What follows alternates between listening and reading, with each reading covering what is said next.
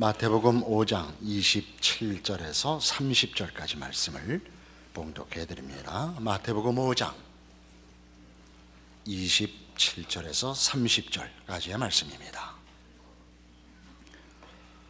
또 간음하지 말라 하였다는 것을 너희가 들었으나 나는 너희에게 이르노니 음욕을 품고 여자를 보는 자마다 마음에 이미 간음하였느니라.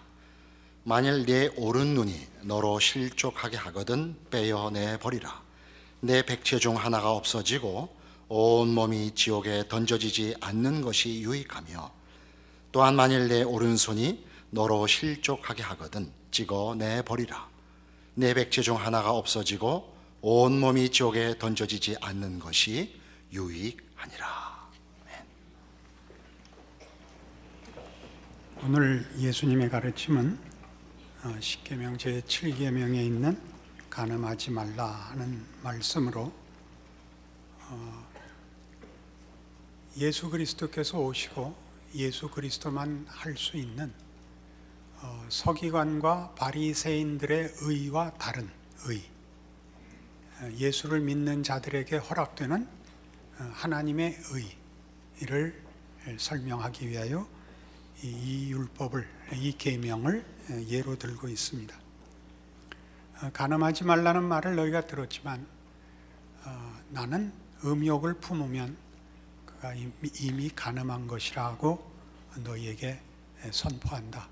그것이 7계명의 진정한 취지다. 이렇게 말씀하시는 것이죠. 오늘 본문으로 본 바와 같이 이 문제가 네 오른 눈이 너로 실족하게 하거든 빼어버리라. 네 오른손이 너로 실족하게 하거든 찍어버리라 하는 것 때문에 우리 그 앞에 있었던 살인 문제와 같이 이 예수님의 설명도 자주 오해됩니다.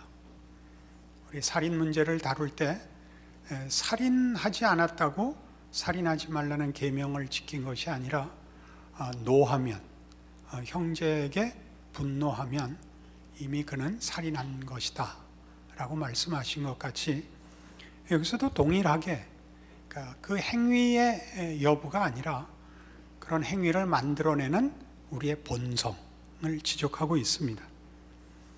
그러나 우리 말하자면 살인하지 말라가 분노하지 말라로 온 것 같이 간음하지 말라가 오른 눈을 빼고 오른손을 잘라라 하는 것으로 말하자면 현실적으로 행할 수 있는 문제고, 말하자면 예수님의 가르침이 현상이 아니라 원인을 제거하라는 명령으로 이해된다면 이것은 다시 그저 율법으로 돌아가고 맙니다. 율법으로 돌아가고 만다는 것은 우리가 우리의 본성을, 우리의 인간 존재의 필요를 스스로 채울 수 있느냐, 그 필요를 만들어낼 수 있느냐 하는 문제에 있어서 우리가 하나님을 대신할 수 있다고 믿는다라는 문제와 결부되기 때문에 앞에 살인 문제에서 그것이 인간이 자신의 한계와 무력함을 아는 공포에 관한 문제였다면, 오늘 이 간음의 문제는 인간의 한계와 무력함을 아는 기만의 문제입니다. 앞에서 우리는 그 두려움을 남에게 화를 내고 남에게 해를 끼쳐 자기를 보호하려고 했던 것 같이 오늘 간음의 문제에서는 답이 아닌 것을 답으로 찾아 자기는 답을 얻은 것 같이 스스로를 속이는 행위가 지금 간음의 문제로 예수님께서 지적하시려는 내용이다. 그것이죠. 골로새서 3장에 가보시겠습니다.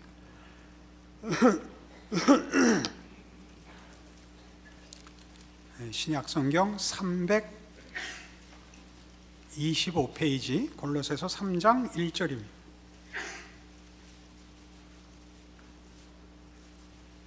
그러므로 너희가 그리스도와 함께 다시 살리심을 받았으면 위의 것을 찾으라. 거기는 그리스도께서 하나님 우편에 앉아 계시느니라. 위의 것을 생각하고 땅의 것을 생각지 말라. 이는 너희가 죽었고 너희 생명이 그리스도와 함께 하나님 안에 감추어졌음이라. 우리 생명이신 그리스도께서 나타나실 그때 너희도 그와 함께 영광 중에 나타나리라. 이 문제는 우리가 예수로 말미암아 하나님의 자녀가 되어 하나님의 생명 안에 있는 영생하는 존재가 되었고 영원한 나라의 백성이 되었다 하는 가르침입니다. 그런데 그 후에 나오는 5절 이하에 그러므로 땅에 있는 지체를 죽이라. 곧 음란과 부정과 사욕과 악한 정욕과 탐심이니 탐심은 우상 숭배니라 라는 이 대조되는 하나님 섬기지 않을 때 예수 믿기 전에 원죄 상태에 있는 자연인의 모습과 비교하는 것 때문에 이것이 자꾸 도덕성으로 오해됩니다. 신앙의 내용은 도덕성이 없는 것은 없습니다. 하나님이 도덕적인 분이요 거룩한 분이십니다.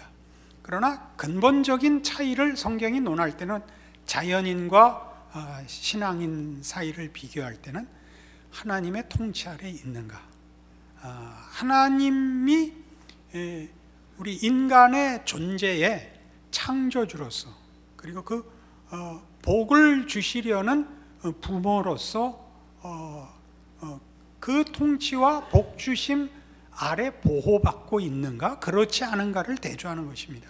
그러니까 도덕성보다도 중요하게 생명에 관한 문제며 영혼에 관한 문제입니다.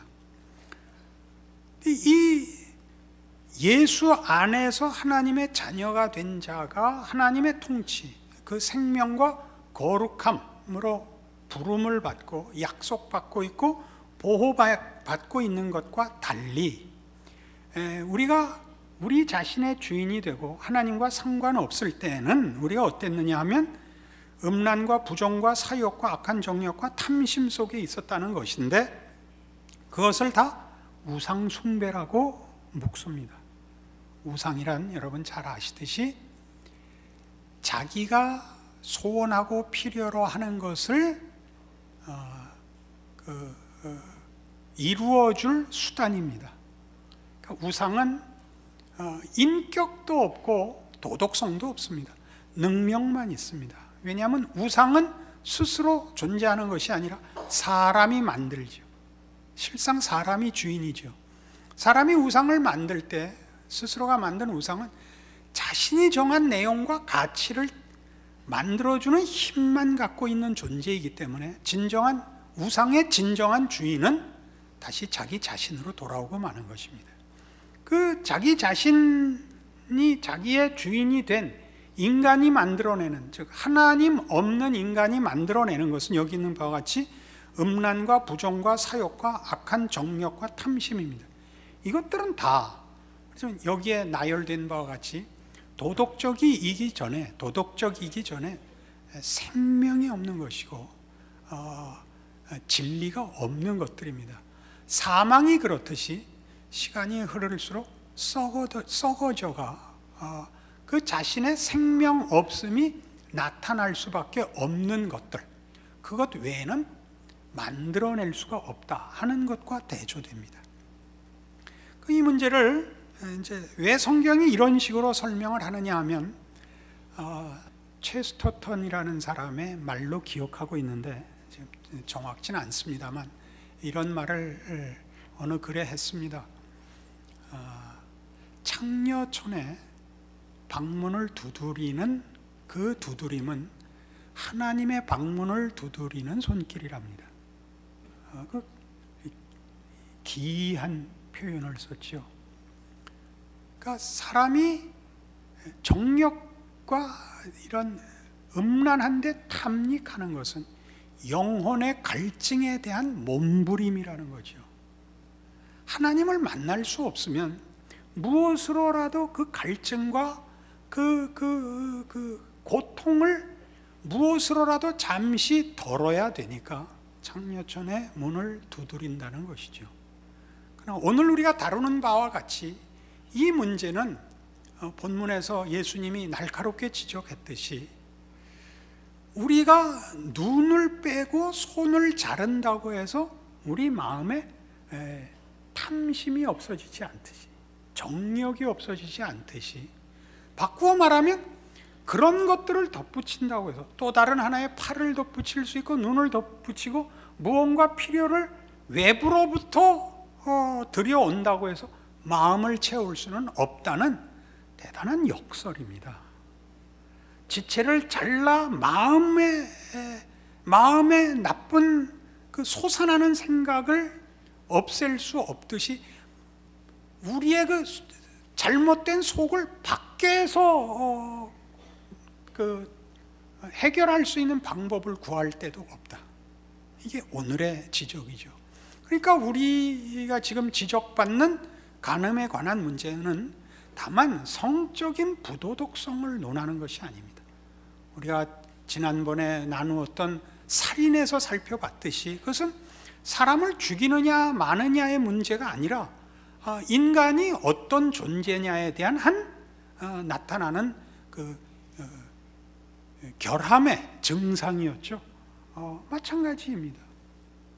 우리가 이 간음이라고 지적되는 이 성경의 지적이 얼마나 우리의 치명적이고 그래서 인격과 온 삶에서 늘 드러나는 현상이냐 하면 하나님으로밖에 해결될 수 없는 것을 하나님 없이 인간 혼자 책임져야 한다면 이런 식으로 드러난다라는 증상들인데, 그것이 여기 오늘 골로새서 3장식으로 얘기하면 5절에 다시 보죠. 그러므로 땅에 있는 지체를 죽이라. 곧 음란과 부정과 사욕과 악한 정욕과 탐심이니 탐심은 우상 숭배니라.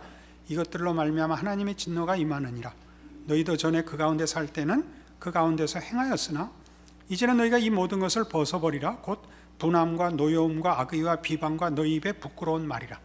이게 앞에 있었던 음란과 부정과 사욕과 악한 정욕과 탐심과 병행되는 겁니다.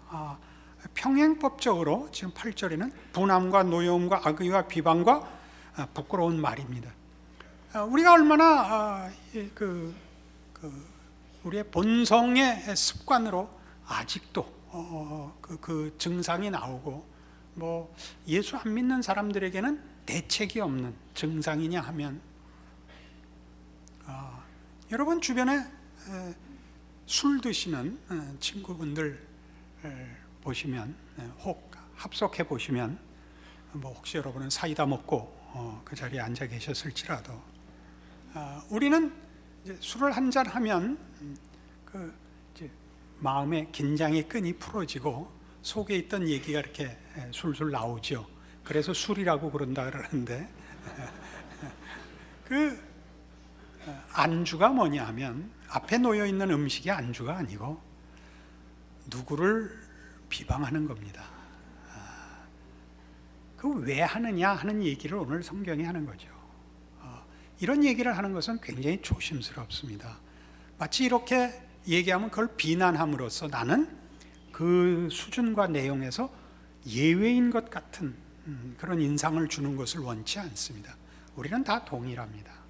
그런데 가장 뚜렷한 특징이니까 우선 이 술안주 비유를 든 것입니다. 거기서야말로 적나라하게 그 누구 있지? 그게 말이야 지난번에 내가 인사했는데 그게 고개도 끄떡이지 않더라고. 이게 우리의 술안주입니다. 이것은 우리가 조금 더 교양 있고 인격적인 훈련이 되어 있는 사람에게도 나타납니다. 점잖게 나타납니다.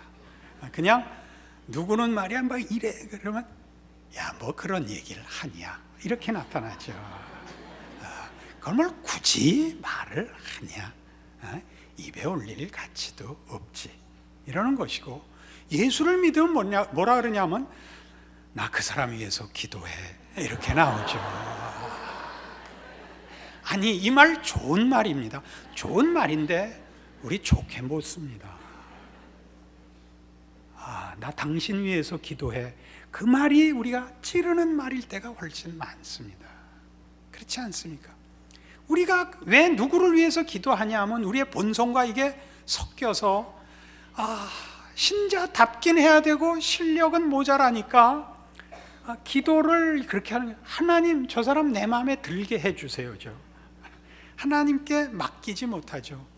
어느 글인가 그런 얘기 나왔죠. 제 기억으로는 오두막이라는 책에 나온 걸로 기억하는데, 용서란 내가 상대방을 용서하는 게 아니라 상대방을 하나님께 돌려보내는 것이다.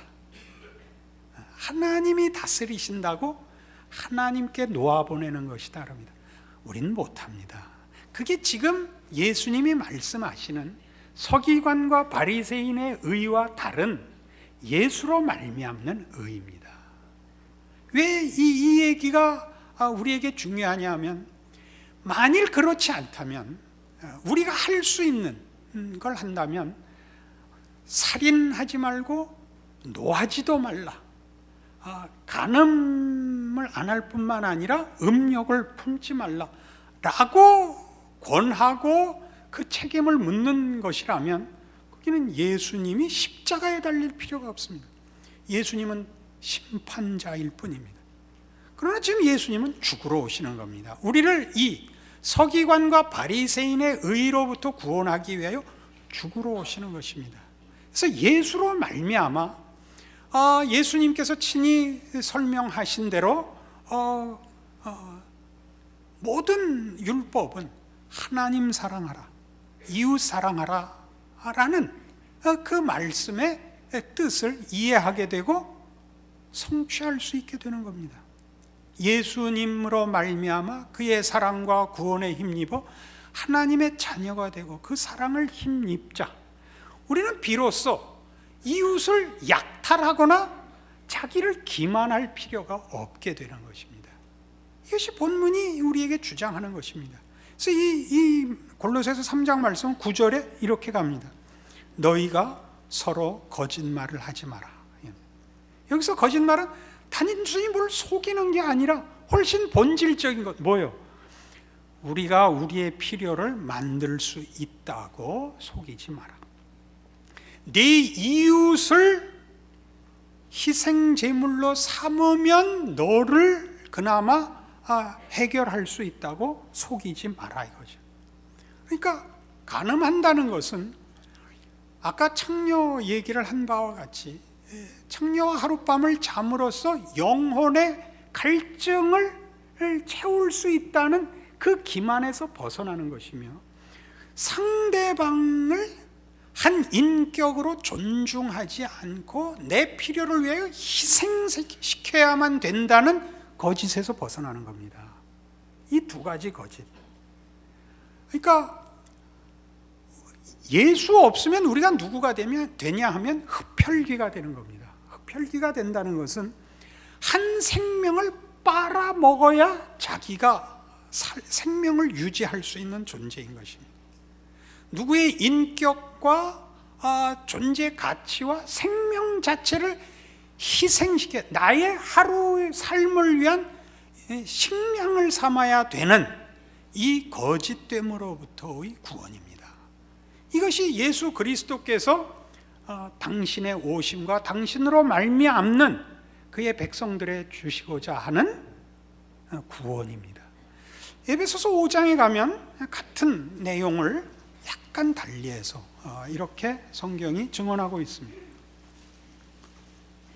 에베소서 5장 314페이지 1절입니다. 그러므로 사랑을 받는 자녀같이 너희는 하나님을 본받는 자가 되고 그리스도께서 너희를 사랑하신 것 같이 너희도 사랑 가운데서 행하라. 그는 우리를 위하여 자신을 버리사 향기로운 제물과 희생 제물로 하나님께 드리셨느니라. 예수 그리스도로 말미암아 하나님의 자녀 되고 하나님의 사랑과 복을 받는 자 되었다.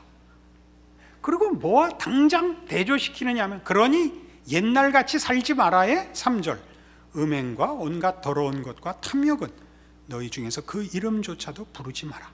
이는 성도에게 마땅한 바니라. 이게 우린 이제 뭐에서 잠시 그 오해의 소지가 생기느냐 하면, 윤리와 도덕이라는 것이 명분상 부인할 수 없는 가치라는 걸 알기 때문에 이것을 도덕으로 요구하면 우린 할 말이 없습니다.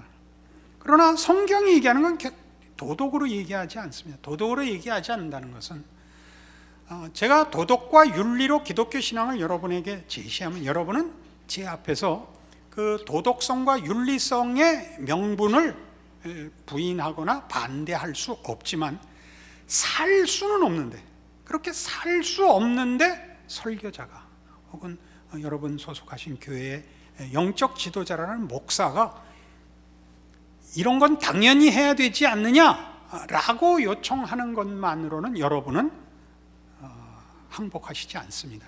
그걸 성취할 능력을 제시해야 됩니다. 그것이 예수 그리스도의 필요성입니다.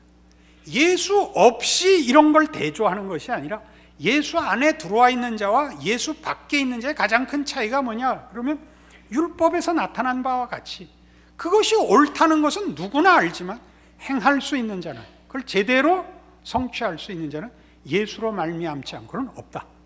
여기 기독교 신앙의 핵심이 있죠. 예수를 믿어라 그러는 거죠. 신앙인이 된다는 건 도덕군자가 되는 것이 아니라 예수를 믿는 거죠.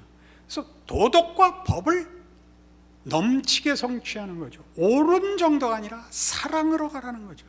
사랑으로. 그래서 이제 다시 이 3절 이하를 봅시다. 음행과 온갖 더러운 것과 탐욕은 너희 중에서 그 이름조차도 부르지 말라. 이는 성도에게 마땅한 바니라.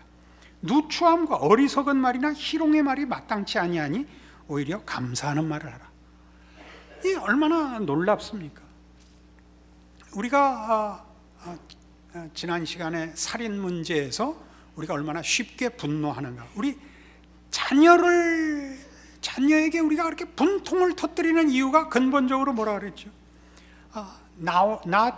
부모인 내가 자식을 어떻게 책임질 수 없다는 사실, 그 한계를 알기 때문에 분통을 터뜨리고, 또 자식이, 그렇게 사랑스러운 자식이 스스로 인생을 스스로의 힘만으로 제어할 수 없다는 걸 우리가 압니다.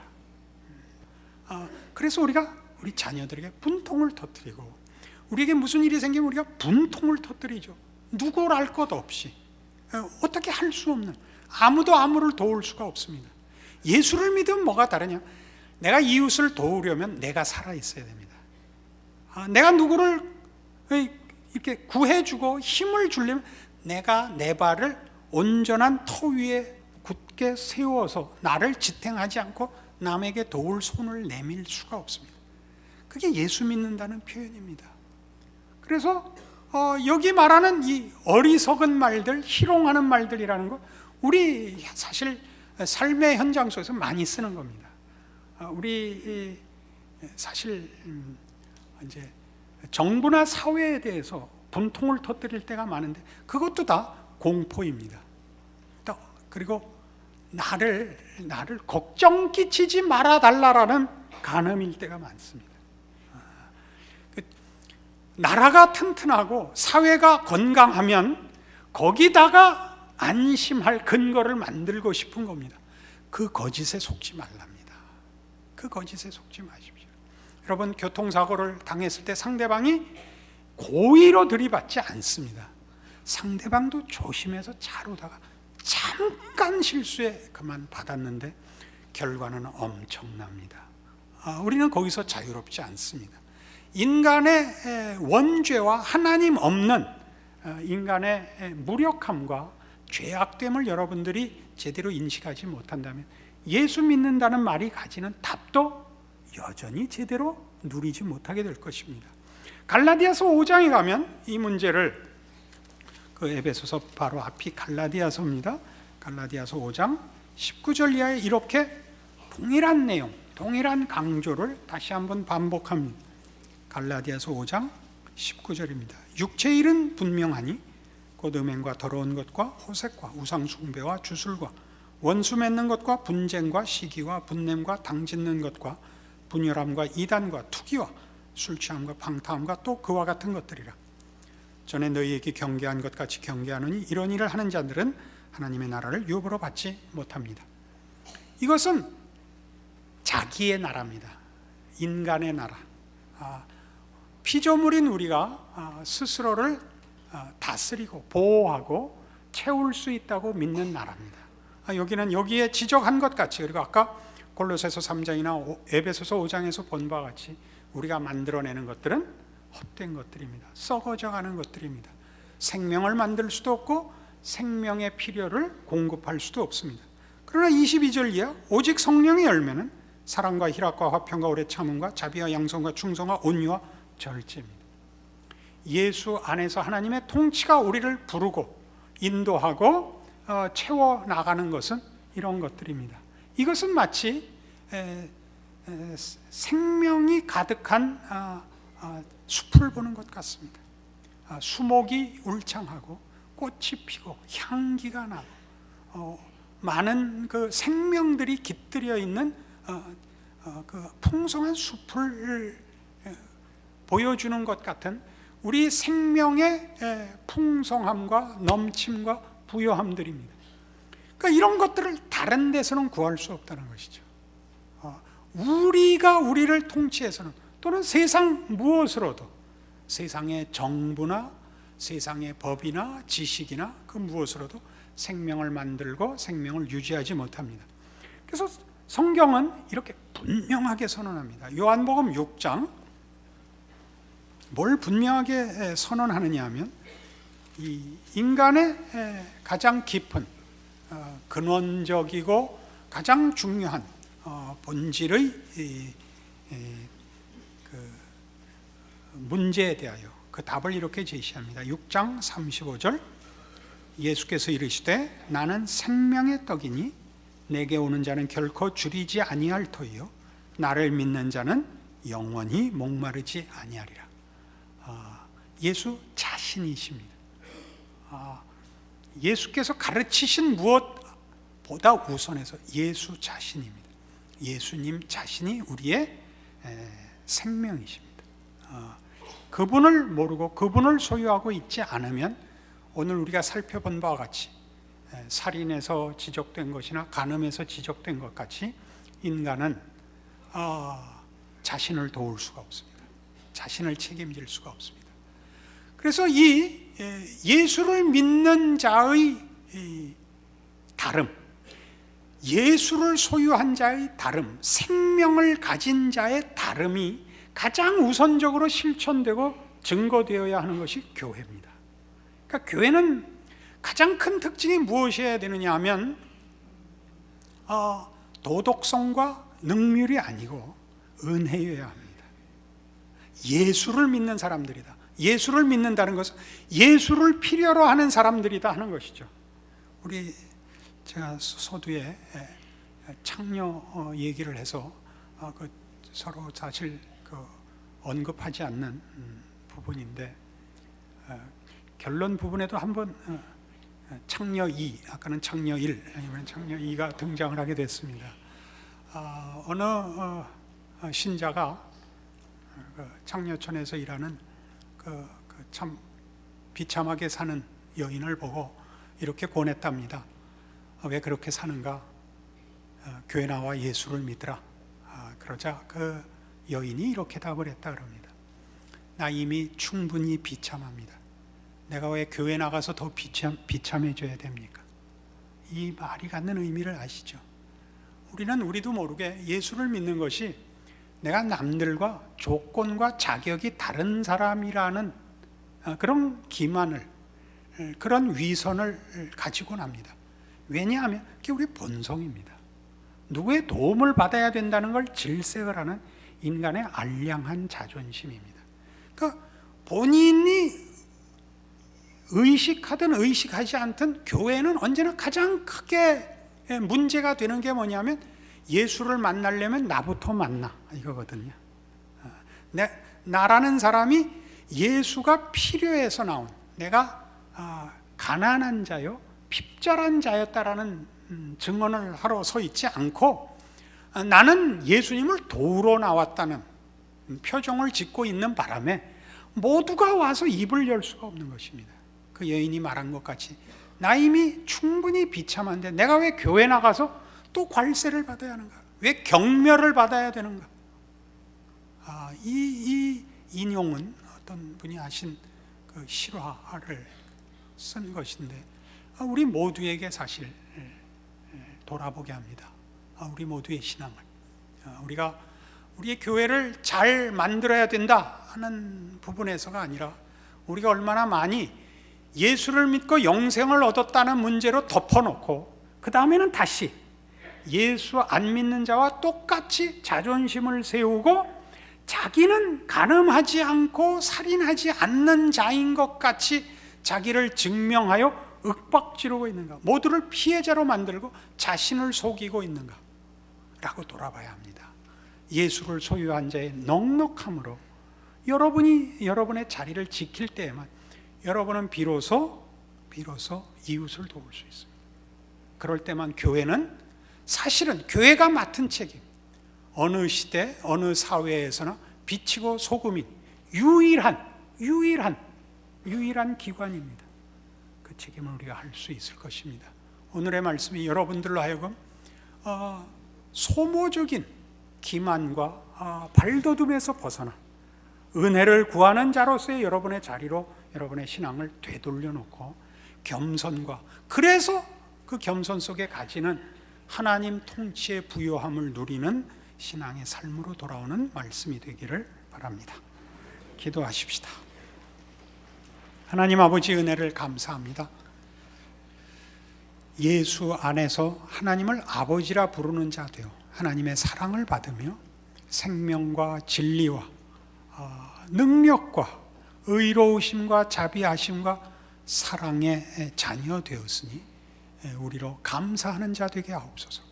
겸손한 자 되게 하옵소서. 우리와 우리 이웃을 주 예수 그리스도의 은혜 가운데 도울 수 있는 자 되게 하옵소서. 그래서 우리의 신앙 고백이, 우리의 존재가, 우리의 삶이, 우리가 사는 이 나라, 이 시대, 이 땅에서 하나님의 생명의 빛이 되게 하시옵소서. 지금은 우리 주 예수 그리스도의 은혜와 하나님 아버지의 극진하신 사랑과 성령님의 교통하심이, 하늘 하나님을 아버지라 부르는 자의 넉넉함과 감사함과 충만함으로 자신의 자리를 지키며 예수 그리스도를 증언하며 그 오심과 베푸시는 은혜로 기적의 삶을 살리라 약속하고 돌아가는 심령들 위해 영원토록 함께 있을지어다. 아멘.